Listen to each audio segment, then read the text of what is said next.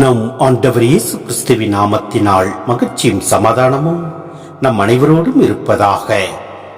எசாயா 45:17-25 முடிய. ஆண்டவர் என்றுமுள்ள மீட்பை அளித்து இஸ்ரேலை விடுவித்தருளினார்.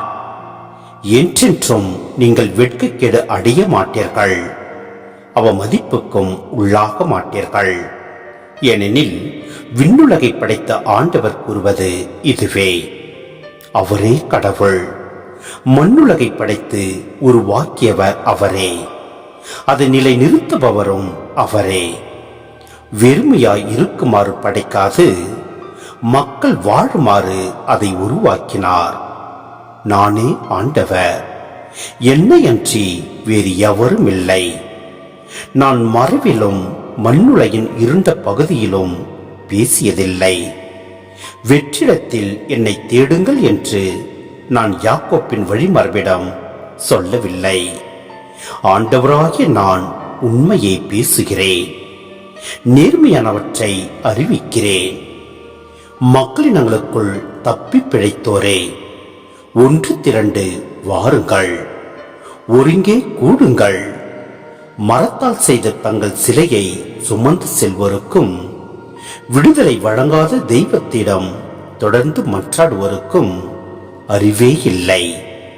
அறிவியுங்கள், உங்கள் வழக்கை எடுத்துரையுங்கள், ஒன்றாக சிந்தித்து முடிவெடுங்கள்.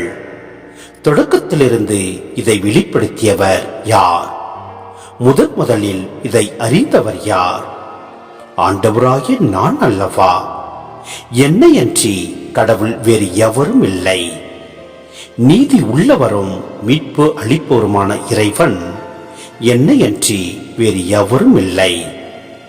மண்ணுலகின் அனைத்து எல்லை நாட்டோரே, என்னிடம் திரும்பி வாருங்கள், விடுதலை பெறுங்கள்.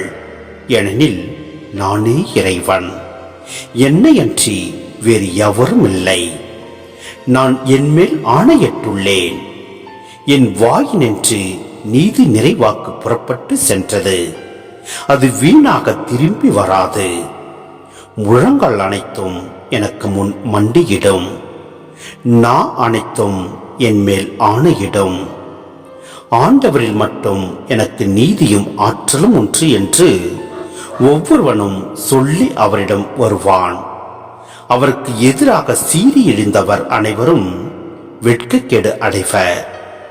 இஸ்ரேலின் வழிமரபினர் அனைவரும் ஆண்டவரால் ஏற்புடையவராக பெற்று அவரை போற்றுவர்.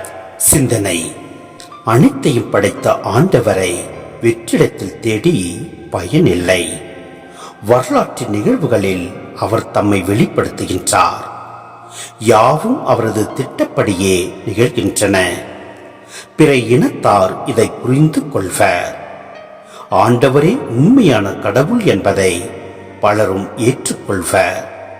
அவரை அண்டி வருவோர் என்றும் அவமதிப்புக்கு உள்ளாகார். சிலைகளால் எதையும் முன்னறிவிக்க முடியாது, திட்டமிட்டு எதையும் செய்ய முடியாது. எனவே கடவுளின் நம்பிக்கை கொள்வதே நல்லது.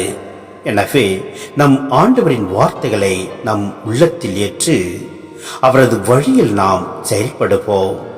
எல்லாம் வல்ல இறைவன் நம்மை இறைவாய் ஆசீர்வதிப்பார். ஆமேன்.